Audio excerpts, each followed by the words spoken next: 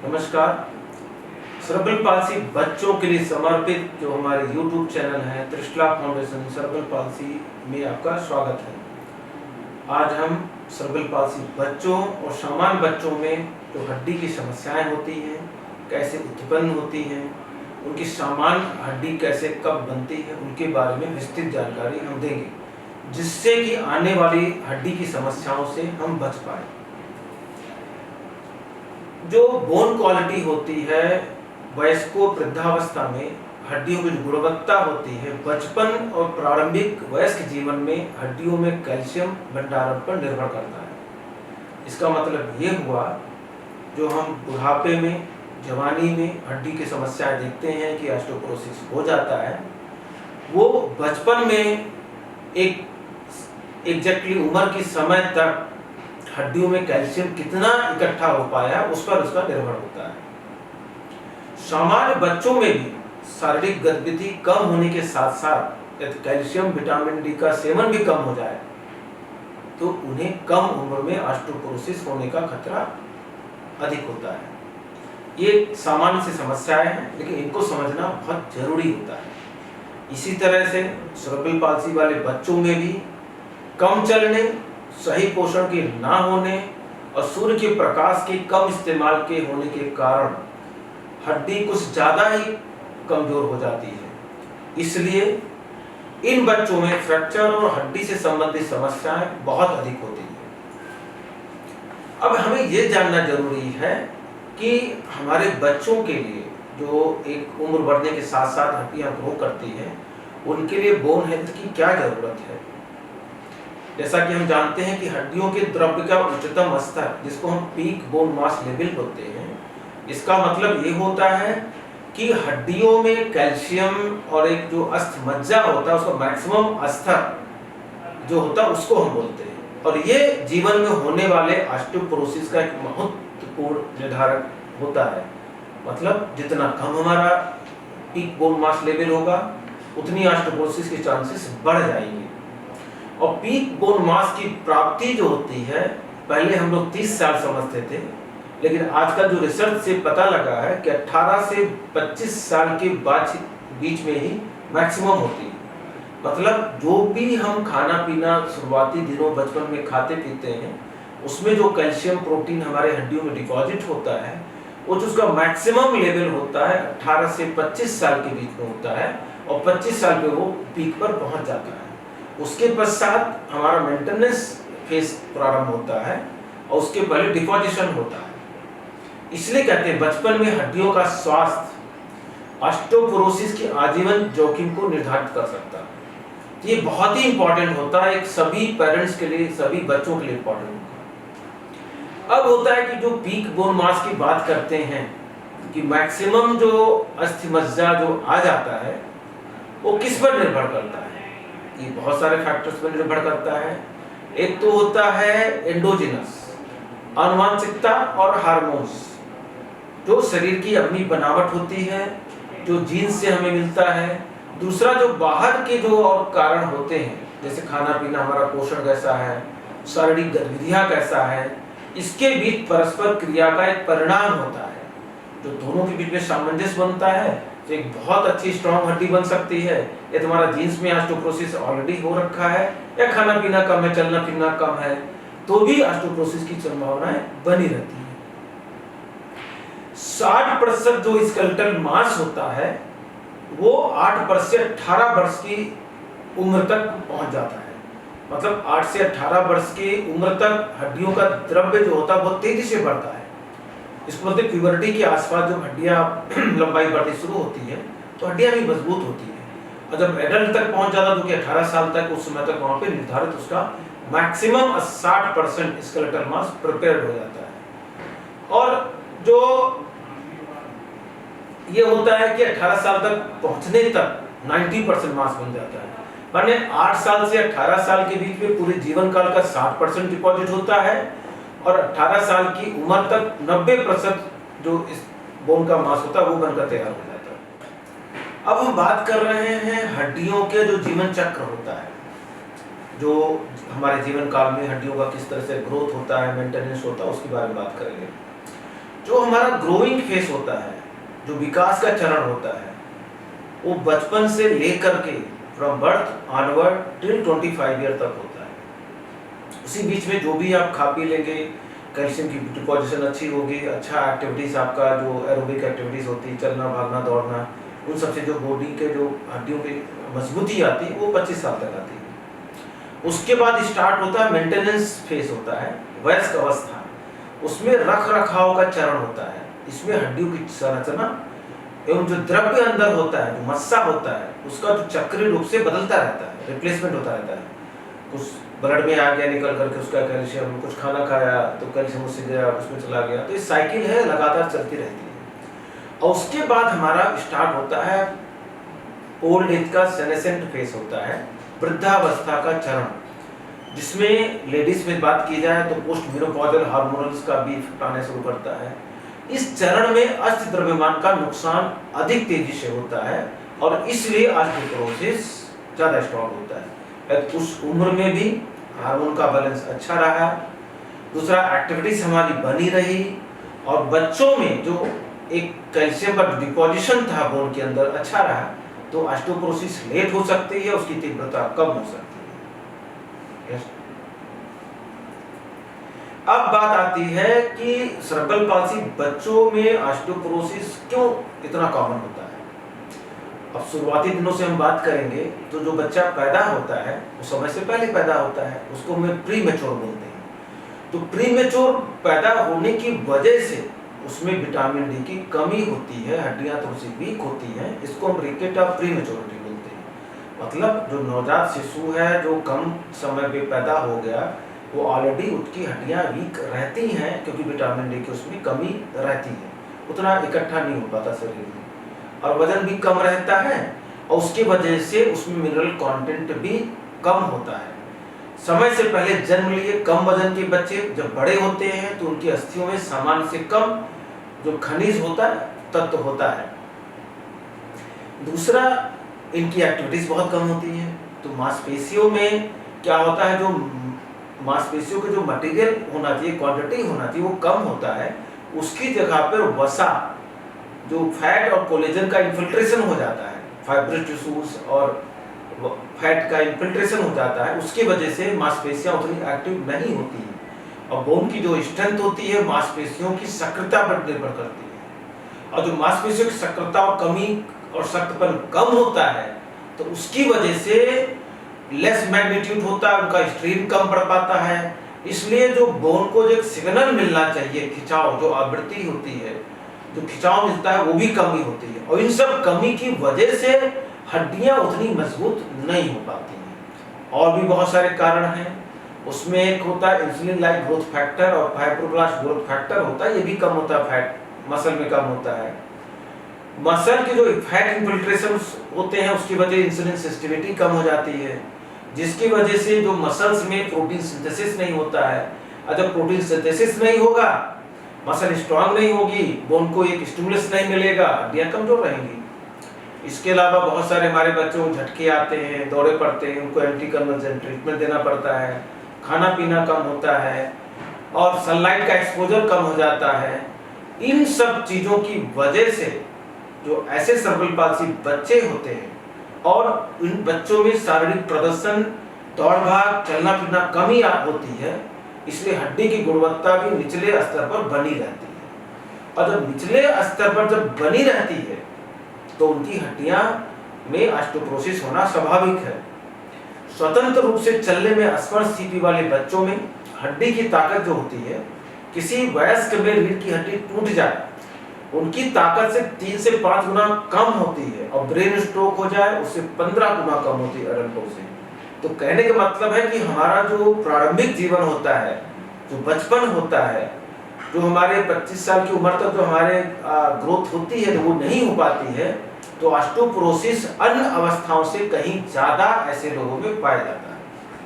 इसलिए देखा गया है कि जो बहुत ज्यादा अफेक्टेड सेरेब्रल पाल्सी के बच्चे हैं, जैसे क्वाड्रिप्लेजिक्स हैं, चलना फिरना नहीं है, बिस्तर पर लेटे हैं, उनमें प्रतिवर्ष 7 से 9.7% हड्डियों में फ्रैक्चर की दर बनी रहती है।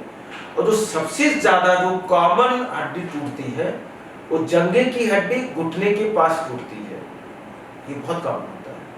अब जहाँ तक हम ये सब चीज़ें मैंने बात किया, अब आगे हम बात करते हैं ऑस्टियोपोरोसिस के बारे में। ऑस्टियोपोरोसिस की जब हम बात करते हैं तो कई तरह की होती है। एक होती है ट्रू ऑस्टियोपोरोसिस, हड्डियों की जो नज़ाकत होती है इस हद तक बढ़ जाती है कि सामान्य शारीरिक गतिविधि और गिरने से ही फ्रैक्चर हो सकता है ऑस्टियोपोरोसिस में, जिसको हम ट्रू ऑस्टियोपोरोसिस बोलते हैं। इससे रीढ़ या दूसरी जो हड्डियां होती है उसमें दर्द होता है। दूसरा होता है फिजियोलॉजिकल ऑस्टियोपेनिया होता है। फिजियोलॉजिकल ऑस्टियोपेनिया उसको कहते हैं सेरेब्रल पाल्सी में पाया जाता है, क्योंकि इनकी कम शारीरिक गतिविधियां या मांसपेशियों की कम ताकत होने के कारण हड्डियों की ताकत और अस्थि द्रव्य में कमी आ जाती है। लेकिन सामान्य फ्रैक्चर गिरने अन्य चोटों के बिना फ्रैक्चर नहीं होता है। इस तरह की सेरेब्रल पाल्सी में इस तरह की हड्डी पाई जाती है। अब कॉम्बिनेशन में भी मिल सकता है, जो एक ट्रू ऑस्टियोपोरोसिस होता है, जो फिजियोलॉजिकल ऑस्टियोपोरोसिस एक साथ मिल सकता है, जैसा कि सेरेब्रल पाल्सी में मिलता ही मिलता है। ट्रांजिएंट ऑस्टियोपेनिया होता है, जो सीरियस कोई इंजरीज हुई, टेम्परेरी के लिए आया, जैसे मान लिया कि किसी पेशेंट को फ्रैक्चर हुआ, प्लास्टर लगा दिया गया, बिस्तर में 2 महीने के लिए लेट गया, तो इसको जो ऑस्टियोपोरोसिस से होगी वो ट्रांजिएंट ऑस्टियोपेनिया होता है। और वो जब बीमारी ठीक हो गई, चलना फिरना शुरू कर दिया तो ठीक हो गया वो। अब जहां तक मैंने अभी बात किया था कि सेरेब्रल पाल्सी में कहाँ की हड्डी ज्यादा टूटती है, तो वो डिस्टल थर्ड फीमर की बात किया था, जंघे की नीचे की हड्डी घुटने के पास होती है। उसके अलावा अपर लिम्ब में भी बहुत टूटता है, ह्यूमरस की हड्डी टूट जाती है, टिबिया की हड्डी टूट सकती है, पैरों में फ्रैक्चर आ सकता है। तो ये सब जो फिगर आप इसमें स्लाइड में आप देख रहे हैं उसमें आपको नजर आ जाएगा कहाँ कहाँ की टूटती है। अब हम बात करते हैं कि जो सेरेब्रल पाल्सी में ऑस्टियोपोरोसिस होता है उसका रिस्क फैक्टर क्या है। रिस्क फैक्टर होता है जो अब बच्चे अपने पैरों पर नहीं चल पाए, GMAPCS 4 और 5 होता है, विटामिन डी कैल्शियम की डिफिशियंसी है, खाने में कमी है, सूरज की रोशनी में नहीं जाते हैं, खाने में प्रॉब्लम है, पीने में प्रॉब्लम्स हैं, और उम्र के हिसाब से वजन बहुत कम है, चलना फिरना कम हो पा रहा है, कम चोट लग जाने से फ्रैक्चर हो जाते हैं, दौरों की दवाएं चल रही हैं, मांसपेशियां कमजोर बहुत ज़्यादा है, शरीर के अंग में गति नहीं होती है, बिस्तर पर लंबे समय तक लेटे रहते हैं, और एक जो बताया रिकेट ऑफ प्रीमेच्योरिटी है। इन सभी कारणों से ऐसे बच्चों में ऑस्टियोपोरोसिस की संभावना ज़्यादा रहती है। अब आगे बात करेंगे कि सेरेब्रल पाल्सी बच्चों में जो ऑस्टियोपोरोसिस होती है उसके लिए कौन कौन सी जांचें करानी चाहिए। तो सबसे पहले जो इसमें जो जांचें होती है, ब्लड इन्वेस्टिगेशन होता है। ब्लड इन्वेस्टिगेशन में हम देख सकते हैं calcium level, phosphorus level, vitamin D, serum alkaline phosphatase और सीरम पैराथायरॉइड। इन सब में जो सबसे ज़्यादा महत्वपूर्ण होता है वो विटामिन डी का लेवल होता है, क्योंकि कैल्शियम फास्फोरस का लेवल तो शरीर में ऑटोमेटिकली जो बॉडी होता है मेंटेन कर लेता है, उसमें बोन क्वालिटी का उससे रिसिप्रोकेट नहीं हो पाता है। बहुत ज़्यादा ज़रूरत पड़ती तभी सीरम पैराथायरॉइड हार्मोन हम लोग कराते हैं। यूजली किसी बच्चे को फ्रैक्चर हो गया, कुछ प्रॉब्लम्स है, पेन है, तो एक्सरे कराना होता है। और सबसे महत्वपूर्ण जो जांच होती है वो डेक्सा BMD होती है, डेक्सा बोन मिनरल डेंसिटी होती है। वो एक प्रकार का जो एक मेजरमेंट होता है जो कि पूरे शरीर का कर सकते हैं, लंबर स्पाइन का कर सकते हैं, कूल्हे का कर सकते हैं या हील की बोन का कर सकते हैं। अब हम बात करते हैं कि ट्रीटमेंट कहाँ से शुरू किया जाए सेरेब्रल पाल्सी बच्चों में। एक तो यह है कि एक्टिव वेट बेयरिंग होना बहुत जरूरी है, माने बच्चे को खुद चल पाए, वॉकर के सहारे चल पाता, छड़ी से चल पाए, एल्बो क्रचर से चलना बहुत जरूरी है। उसमें वजन डाल के चलने से उसकी हड्डियां मजबूत होती हैं और लंबे समय तक चलना बहुत जरूरी होता है। जहां तक हम बात करते हैं बोन मास डेंसिटी की, तो वो होती है शारीरिक गतिविधियों। तो जितना भी मैक्सिमम पॉसिबल होता है ऐसे बच्चों में फिजिकल एक्टिविटी को मेंटेन करना जरूरी है। वो आउटडोर एक्टिविटीज हो सकती है, इंडोर एक्टिविटीज हो सकती है। बेसिकली उनपे जो हड्डियों पे, मांसपेशियों पे वजन पड़ना बहुत जरूरी, तभी खिंचाव पड़ेगा, तभी हड्डियां मजबूत होती हैं। जो फिजिकल एक्सरसाइजेज होती can compensate for lack of calcium intake. यदि कैल्शियम इंटेक कम है, फिजिकल एक्सरसाइजेज अच्छी है, तो जो हम कैल्शियम लेते भी हैं वो स्टमक के द्वारा, जो हमारी जीआई है उसके द्वारा एब्जॉर्प्शन उसका अच्छा होता है, वो कैल्शियम जा करके बोन में डिपॉजिट हो सकता है। तो physical exercise is very very important for the all the children of cerebral palsy. अब ये है कि कितना समय देना चाहिए।